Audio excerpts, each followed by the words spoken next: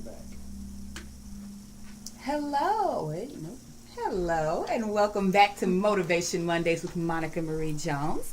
We are here live today with Miss Berhenda Williams, and we are going to jump right into her interview. So, as every week, we have this business tip that's ongoing where you should have your 30-second elevator pitch or your 30-second elevator speech, whatever you want to call it, but something that you say when you meet people in 30 seconds or less to introduce yourself, let them know what you do, how to reach you, and leave them wanting more. We have a very short attention span, and we have to be able to communicate ourselves clearly without droning on or without being too, or not giving enough information. So, Berhenda Williams, tell our audience all about you. All right, my name is Berhenda Williams, and I am a teaching artist and program director for the Power of Girlhood, and it is a mobile mentoring organization for girls between the ages of 13 and 18, and we like to engage them through art, entrepreneurship, and STEM, or STEAM, where it's science, technology, engineering, art, and math.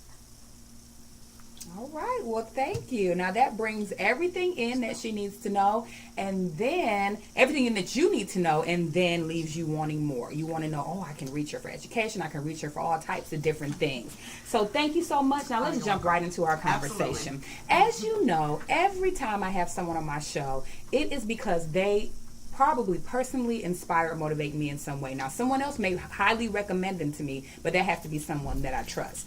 In this case, it is Berhenda Williams, my friend now. I don't even remember how we exactly met, but I can tell you a couple of defining moments that led to my inspiration from her. Back in the day, she had an event at the Southfield Public Library called Poetry, Pages, and Scribes, where people could come and do spoken word. I know it's primarily poetry, but there was also some prose, some performance. And I went, I think, just to do a little spoken word or to watch. I don't know what the case was. But this woman was there. It was breast cancer. Breast you cancer. were there to help support our event for breast Okay, cancer. so this woman was there doing a documentary about poetry in Detroit. And I remember Berhenda, and I don't even think we knew each other that well at that point, but she's like, you need to talk to Monica Marie Jones. You need to have her on the documentary. And I'm like, wow, and I actually was in this documentary. It was called Televising a Revolution of Spoken Word in Detroit. Right. And there were all these like amazing, great, famous poets in there. And then me with my little snippet. I was like, how did I even get to participate in such a great thing? And that was, again, you didn't know me. You could have said, let me be in it, forget her. But you were like, hey, you need to know Monica. And it was a beautiful experience for me. And then the other thing was that I saw you perform one day at the Whitney in Detroit. Right. It was outdoors, and first of all, the environment was beautiful. And then she performed this poetry. She had a live band behind her, and she also had on like this. That's why I wore yellow. She had this beautiful yellow dress on, a flower in her hair, and she performed in Spanish. And I was just like, wow. Don't get me wrong. I love poetry. I like to write it, but sometimes it can just be like, oh, poetry. But she made it an entertainment experience. And I love a person that has stage presence and puts on a great show. And I feel like if you're going to do something, you might as well do it all the way right. And that's what she did. So that's how she inspired me. Aww. Yes, darling. So let's I love it.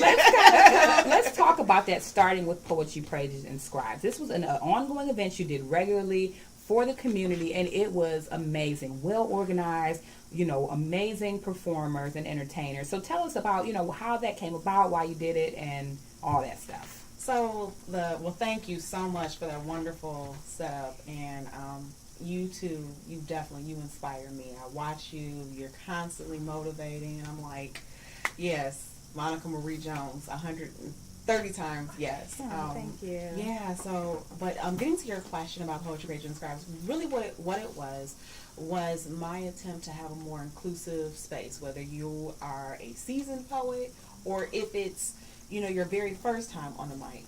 I wanted to create a space where everyone could come and feel loved and feel supported, and I believe that that's what we had. I mean, it's been maybe about 4 years now since we've ended, but our Facebook group, it continues to grow. I think we have just about 2,000 members. Wow, and that's what it is. It was a very supportive environment because I have, and not to knock any other poetry readings, but I remember the very first one I went to ever, and I had never performed. I had been writing poetry for years, and people were kind of looking at me like, who is this person on the scene? Who is this new girl? And I'm like, ah! But then when I performed, I'm like, wow. But before that, I felt very unwelcome. I felt very much like, I wasn't a part of the club. But when I came, but when I came to yours, I was like, wow, this is great. Like, I was inspired, I was motivated, even just sitting in the audience. Well, that in a nutshell was our aim, and we wanted to make sure that it was easily accessible. So, I mean, a lot of thought process went into, of course, the South Public Library is a gorgeous space. So that's like number one. But also, the ease of accessibility, Tri-County area, you can get to it from 696 to Lodge. There was a lot of different ways you could get to it. And, again, it was family friendly. So everyone from 8 to 80 could come out to the poetry series. We have young people. I'm so proud. A lot of my girls now are like graduating from college. And I was just really excited that our students that came to the Poetry Pages and Scribes series all went on to higher education. Every single last one of them have gone on to a 4-year institution. Yes, that is awesome. Now let's talk about, life in real life, since we're talking about real college, life, right? Woo-hoo! And the business of poetry. Now, a lot of people I know, you may not even think, some of the hardest looking people or business minds, on the side, they write poetry. Yes. But a lot of people don't pursue it as a business, because I remember doing my research and it was like, poetry books don't sell as much, or you can't really make money in poetry. So let's talk about the business of poetry. I know people that are trying to, publish poetry books. If you want to make money, if you will, or make a living, how might one do that with poetry? Okay, so here's a couple of tips that I would give any aspiring poet if you actually want to make money and sustain yourself as a poet. Public speaking. If you're not comfortable with public speaking, and there's a difference between performing your poetry and public speaking. I'm talking about the Dale Carnegie, Toastmasters, public speaking. Get involved. It's very easy to get involved in your local public speaking. You can probably find a meetup for public speaking. Find a platform. Like, what are you really, really passionate about? What are you doing your poetry for? I have found that inside of public speaking, I've been able to secure paid gigs and also doing workshops. So you can weave your poetry into a workshop. You can weave your poetry into public speaking. Area Chamber of Commerce can be great ways to look for places to speak, and you can add a little poetry in there. But whatever it is that you're really, really, really passionate about, that you want to lend your support to, look for those entities. Like, for example, I've done things with the American Cancer Society. I've done things with Take Back the Night. I've done things with domestic violence. So just kind of things that I'm very passionate about. You can find ways to speak, and I would definitely suggest anyone that wants to, monetize their gift, definitely look at a speakers bureau. Some of them can be a little pricey to join, but I would say just beginning the network, just putting yourself out there and saying, hey, I'm a poet, because in the traditional lens, you're the different. Right. So you kind of stand out a little bit. So when you're going to, your Dale Carnegie, or if you're going to Toastmasters and you say that you're a poet, it's a point of intrigue and interest. So I would suggest those couple of tips just right there to kind of get started on your pathway to monetizing yourself. Now I hope you guys are taking notes, because one thing you said keeps coming up for me, I know, and I want to say it's come up on the show before, and that is taking advantage of your area Chamber of Commerce. Yes, ma'am. Sounds like there's a lot of opportunity there. And you also talked about joining a speakers bureau. So any professional network or association for whatever field you are in, look into making that investment, because that can really definitely take you farther, faster, I think. Absolutely.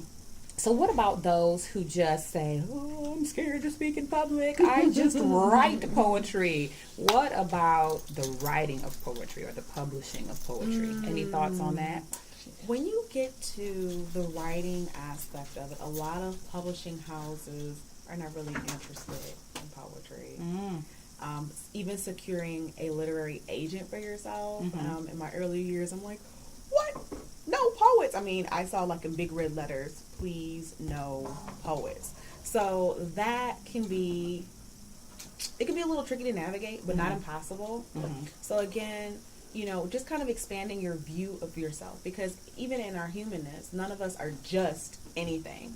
Right. So I think that we have to kind of expand our view of ourselves, because if you say I'm just a poet, when you start speaking those words, it kind of goes out into the atmosphere, and so then it just comes back to you. Well, you just said you're just. So expand your view of yourself. You can incorporate your poetry into your blog. You can incorporate your poetry into a guest blog. You can incorporate your poetry into a radio show, podcasting. Yeah. So the more that you have to give, and it may sound kind of hokey, but it's true. People want to feel valued. So give. The more you give, the more you get back. So if you're writing your poetry, you may want to think about maybe incorporating essays. You might want to incorporate prose. You may even want to get into a little bit of the monologue aspect of it, because when a person comes to your website, they want to feel engaged. That's so true. So keep that in mind. We're going to talk a little bit more about that after this break, but take some notes, tell a friend, and we're going to dig deeper into knowing your worth, knowing your value, and giving. You talked about giving value. That's an important part of it as well. So stay tuned for Motivation Mondays with Monica Marie Jones.